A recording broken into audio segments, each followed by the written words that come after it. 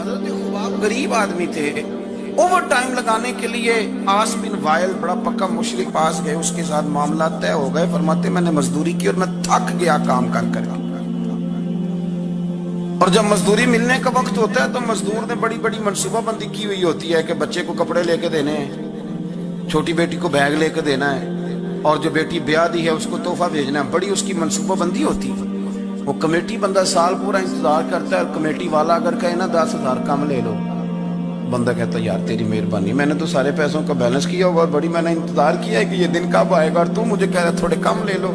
اور بڑا بندے کی شدت بھرا انتظار ہوتا ہے، آتے ہیں تو چاہے وہ 1 گھنٹہ ہی خوشی رہے لیکن وہ رہتی، کہتے میں نے محنت کی، میں تھک گیا، مزدوری کی، وجود میرا چکنا چور ہو گیا۔ اور جب میں پیسے لینے کے لیے آس بن وائل کے پاس گیا، میں نے کہا میرے پیسے دے دو، کہنے لگا نہیں دیتا۔ سنو کیوں نہیں دیتا؟ اس نے کہا میں نے نہیں دینے پیسے۔ کہتے ہیں میں نے کہا یار میں نے مزدوری کی ہے، میرے بچے انتظار کر رہے ہیں، اور کتنے دن لگا کے میں نے تیرا کام ختم کیا، میرے پیسے دے۔ حضرت خباب کہتے ہیں وہ میں نے اصرار کیا تو کہنے لگا میری ایک شرط ہے، اس شرط پہ پیسے دوں گا۔ وہ کیا؟ کہنے لگا تو نبی پاک کا کلمہ پڑھنا چھوڑ دے۔ حضرت خباب رضی اللہ تعالیٰ عنہ فرماتے ہیں میں نے اسے کہا کہ اگر میں تیری بات نہ مانوں تو کہنے لگا میں پیسے نہیں دوں گا۔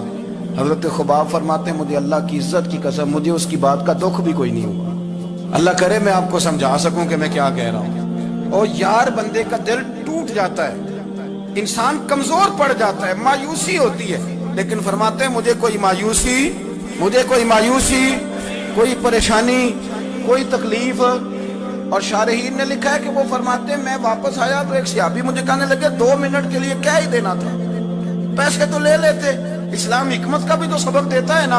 اور میں نے کہا چھوڑو 4 پیسوں کے لیے میں 2 منٹ کے لیے بھی مدینے والے رسول کا انکار نہیں کر سکتا، 2 منٹ کے لیے بھی انکار نہیں کر سکتا، پیسوں کا کیا ہے، اللہ پھر عطا کر دے گا۔ حضرت صہیب بن سنان رومی حضور کے صحابی ہیں، روم سے مکے آئے تھے اور بڑی مشقت کر کے مال کمایا۔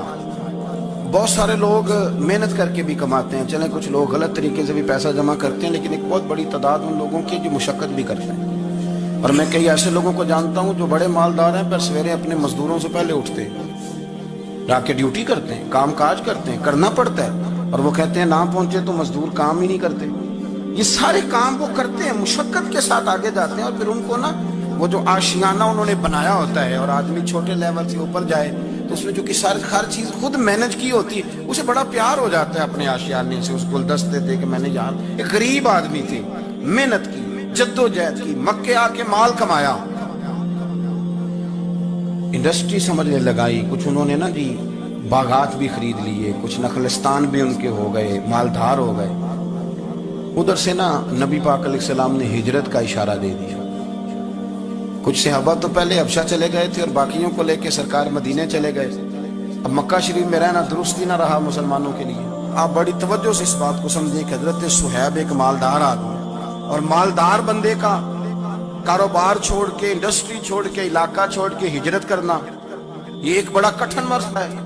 حضرت صہیب ابن سنان رضی اللہ تعالیٰ عنہ نے چند دنوں کے اندر اندر سارا کچھ سمیٹا، جو پیسے تھے، دولت تھی، گٹریوں میں باندھی، اونٹ کے اوپر رکھی، فرمایا جا رہے ہیں بھائی۔ اور جب آپ مکہ مکرمہ سے نکلنے لگے تو ابو جہل بہت سارے لوگوں کو لے کر کے آ گیا، کہنے لگا آپ کو نہیں جانے دیں گے، آپ ادھر ہی رہیں۔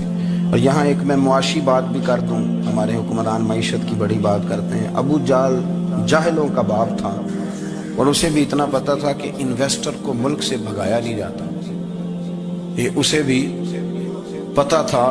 اس نے حضرت صہیب ابن سنان کو یہ آفر دی، یہ واحد بندہ ہے جسے آفر دی، کہنے لگا صہیب ہم تمہیں تنگ نہیں کرتے، تو مکہ شریف میں رہ کے اپنی مرضی کی نمازیں پڑھو، اپنے طریقے پر عبادت کرو، پر مکہ چھوڑ کے نہ جاؤ۔ حضرت صہیب کہنے لگے میں مکے جن کی وجہ سے رہتا تھا جب وہی نہیں مکے رہے، آپ سمجھے میری بات کو۔ اس نے کہا آپ رہیں جیسے دل کرے، مکے میں کعبے میں عبادت کریں۔ تو حضرت صہیب فرمانے لگے میرے نبی پاک گئے ہیں مکے سے چلے، حضور پہنچ گئے ہیں مدینے میں، اب تو مجھے کعبے کی کنجیاں بھی دے دے تو پھر بھی مکے میں نہیں رہوں گا، مدینے ہی جاؤں گا۔ تو کنجیاں بھی دے، حاجیو آؤ شہنشاہ کا روضہ دیکھو، کعبہ تو دیکھ چکے اب کعبے کا بھی کعبہ دیکھو۔ فرمایا میں نہیں رہتا، اب میں جاؤں گا۔ انہوں نے پھر سخت رویہ اختیار کیا، سخت. ولید بن مغیرہ نے تو خنجر نکال لیا.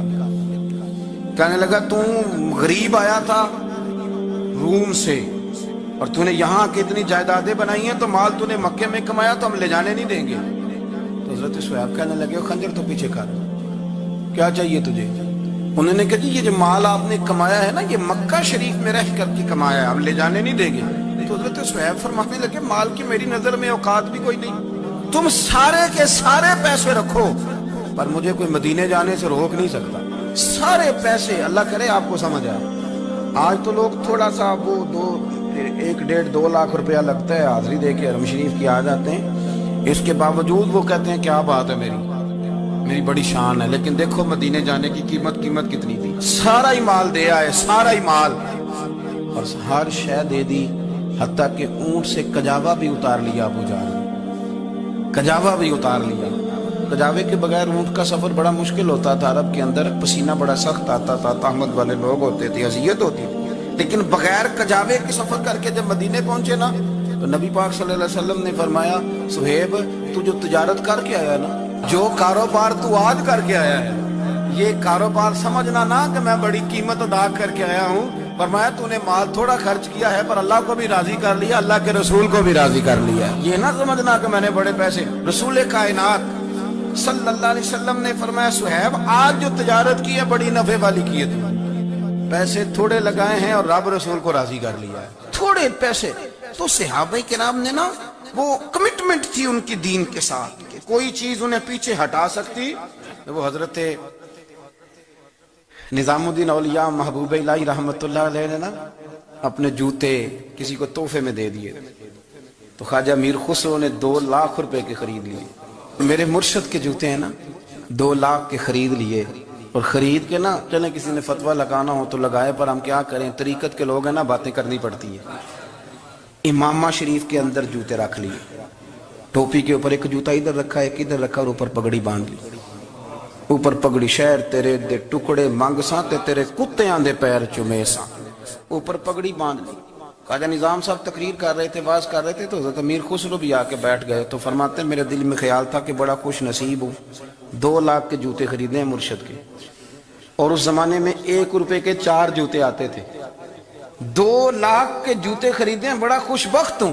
تو خواجہ صاحب تقریر کرتے کرتے میری طرف منہ کر کہنے لگے امیر خسرو جتنا تیرا میرا پیار ہے نا, تو نے کوئی قیمت نہیں ڈالی, ویسے تو کو ساڑھا مول نہیں پایا, بس 2 لاکھ اتنا تیرا میرا پیار ہے.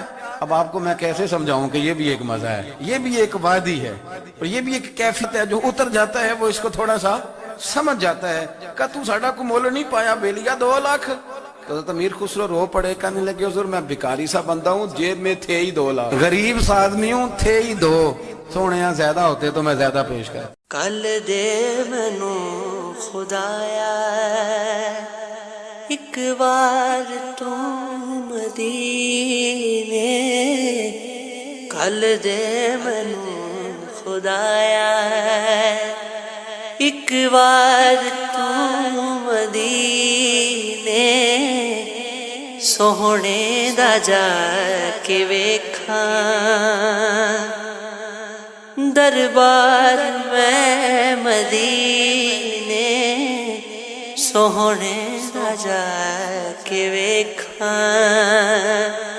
دربار میں مدینے, کل دے مینوں خدا